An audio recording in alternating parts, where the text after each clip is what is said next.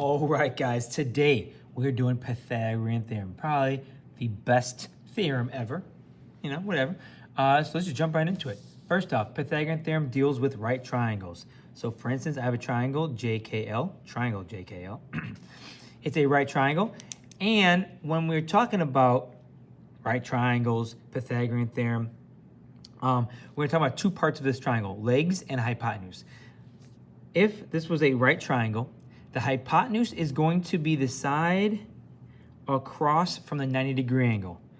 It's also the longest side. Okay, so longest side, the side across from the right triangle. When it's right out, it's like the, the angled one. That's your hypotenuse.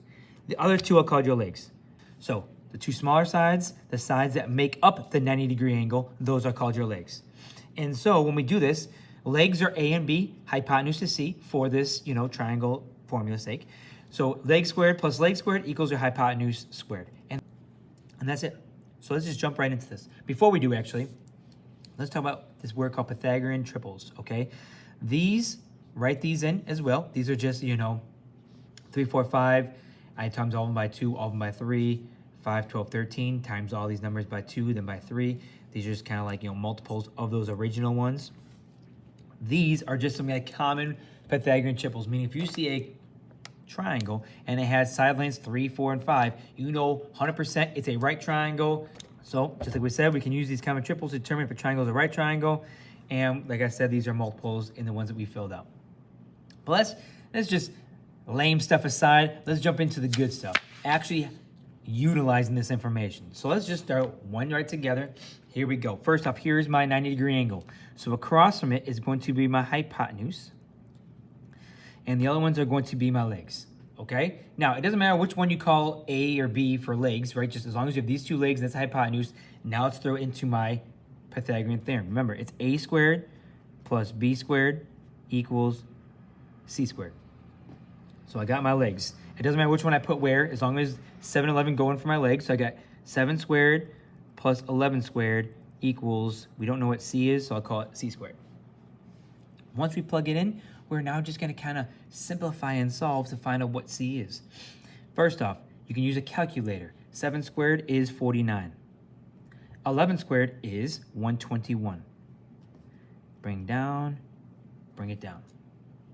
I obviously can combine these two like terms here. 49 plus 121 is a 170. Okay? And now to get my C, okay? To get my C, it's C squared. Just like when we're like opposite of times is divide, the opposite of plus is subtract, the opposite of squared or a power is the square root in this case, right? So the opposite of a square is a square root. So I square root both sides. That cancels out my power. So my C is by itself. And now I can find out what the square root of 170 is. Well, remember, as we're simplifying our radicals, we can put down our common perfect squares up here, my list, and we can find out if any of these divide into that number, and if so, we can reduce. Now, to save us some time, and to save you guys some time, you are going to write this list because we'll need it later on in this foldable. But for right now, this square root of 170, the number 170, actually none of these perfect squares go into, and there's really no way of simplifying this. So my answer is just going to be the square root of 170.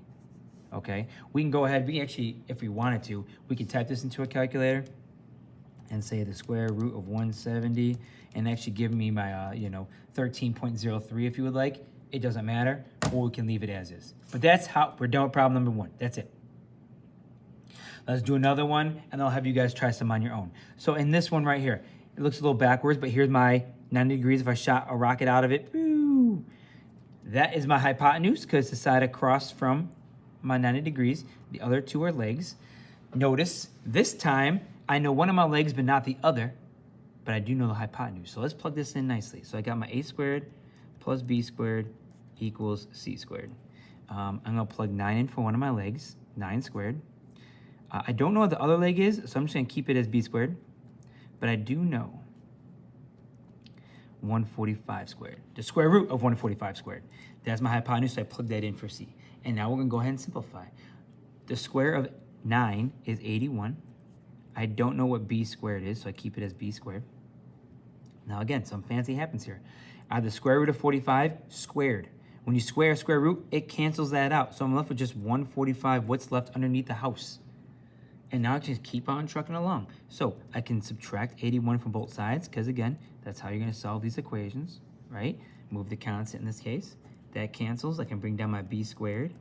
145 minus 81 is going to give me 64. And now for my last and final step, if I square root both sides, b equals, right? Because a square cancels out, a square root cancels out a square. The square root of 64, I mean, it's one of my perfect squares. And you could type that in a calculator if you don't already remember it. But the square root of 64 is 8. So b is 8. So that leg, that missing leg would be 8. And that's it, guys. That is it. So what I want you guys to do right now is I want you guys to do these two, okay? Follow the formula, slowly, try it out. All right, guys, so here are the answers. I got, for this third example, I got b to be 4. That was my missing leg. And then for the fourth example, I got my hypotenuse c to equal 13. And again, here's my work. I plugged in my leg, plugged in my hypotenuse. Now this one was a little strange, because 4 squared is 16. I brought the b squared down. Now, when you want to do this, remember your exponent rules. 4 squared is 16. That's where that came from. And then for this 2, to square a square root, it kind of just cancels it, and I bring it down. But remember, this is 4 times that radical, so it's 16 times that 2. So this became 16. This 2 got kind of unhomed here, right? Undid itself, so it's just a 2 I brought down. But I still have to multiply those things together. And that's how I did it. 16 times 2 to get 32. If you got that wrong, it's okay. Now you know. And then I was able to just, go through the problem and get b equal to 4. The fourth example was a little more straightforward. No weirdness in it. Again, double check your work right here. I got my 12 squared is 144. 5 squared is 125. Did not know my hypotenuse. Add those together, get 169. To undo this square, I just square rooted both sides. That undoes itself. I get c equals. The square root of 169 is, again, it's a perfect square. Type in a calculator, it is 13. And there we go. That's it, guys. That is it.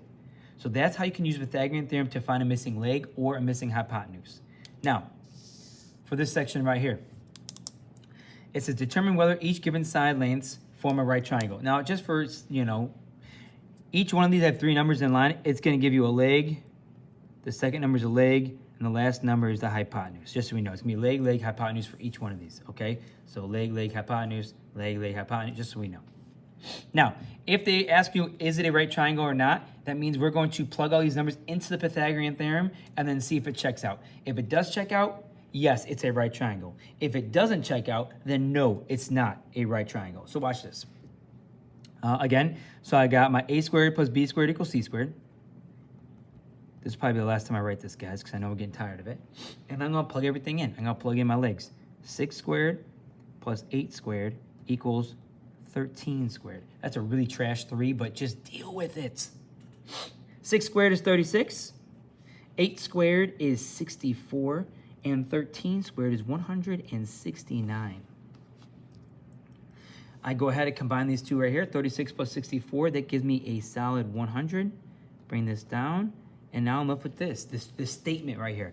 And I ask you guys, is 100 equal to 169? No, it is not. So that means if you had a triangle, let's just say 6 feet by 8 feet by 13 feet, that would not make, it would make a triangle, but it's not gonna make a right triangle because it does not make the Pythagorean theorem true.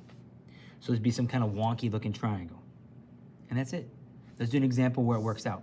So let's jump into this one. I got my leg, hypotenuse. So I got 9 squared plus 12 squared equals 15 squared. Well, I know that 9 squared is 81.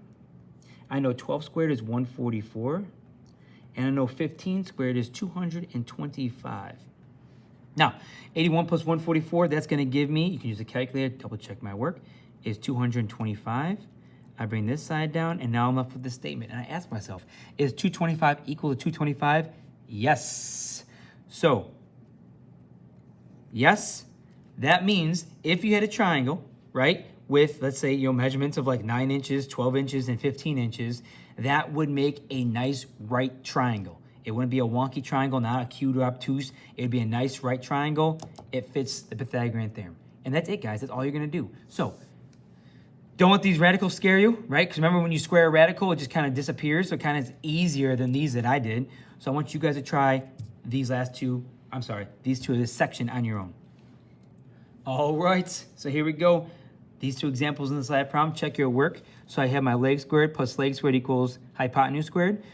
3 squared is 9. The square root of 12 squared, it kind of just undoes itself, so just the 12 gets brought down. And 4 squared is 16. 9 plus 12 is 21. 21 does not equal 16, so no, that would not be a perfect right triangle. For this fourth problem, here we go. 6 squared is 36. Now I put this in parentheses to help us out here. 2 root 7 squared. Well, remember, the number you can square root like normal. 2 squared is 4. And then for the 7, the square root of 7, if you square a square root, it disappears and the 7 gets brought down. And remember, you got to multiply these two things together because up here, it's 2 times radical 7, so 4 times 7, which is 28. 8 squared is 64, that brought down. 36 plus 28, 64.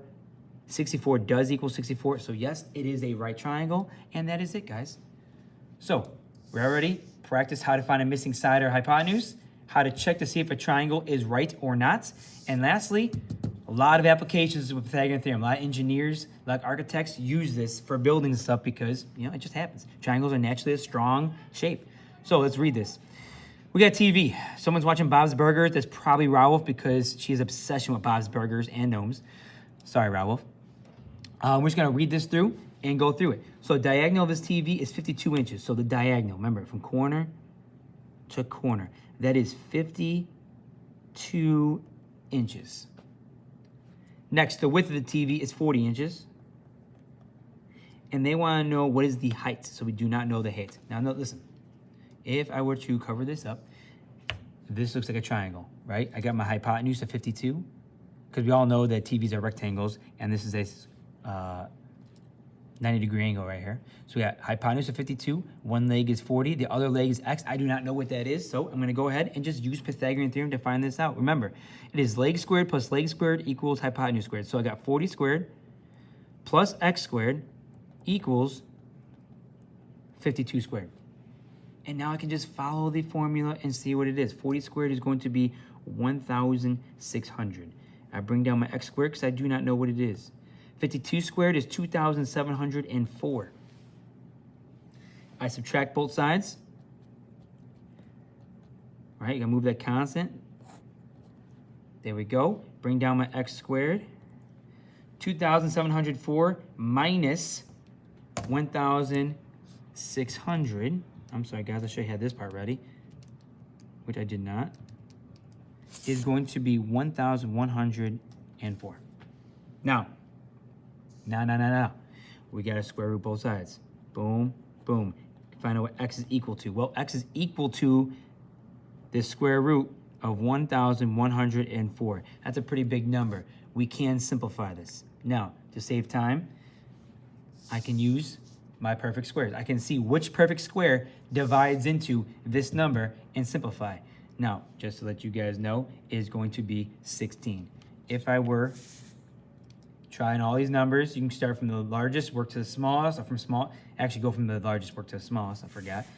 It's gonna be 16. So watch this, 1,004 divided by 16, that gives me 69. So what I know is, and I'm gonna write this over here, okay? I can break this down into the square root of 16 and the square root of 69. Well, the square root of 16 we know is 4. 69, you could double check, you can do everything you want. There's nothing else that goes into 69. So 4 root 69. That'd be my most simplest terms right there. And that's it, guys. That's all you have to do. So as you guys are going through these problems, take your time, double check your work on a calculator, practice simplifying your answers if you can, and that is it. Have some fun. Rewatch this video if you need to. There's a lot of applications to this, so it's really important for everyday life, and have a great day. Stay healthy, stay safe.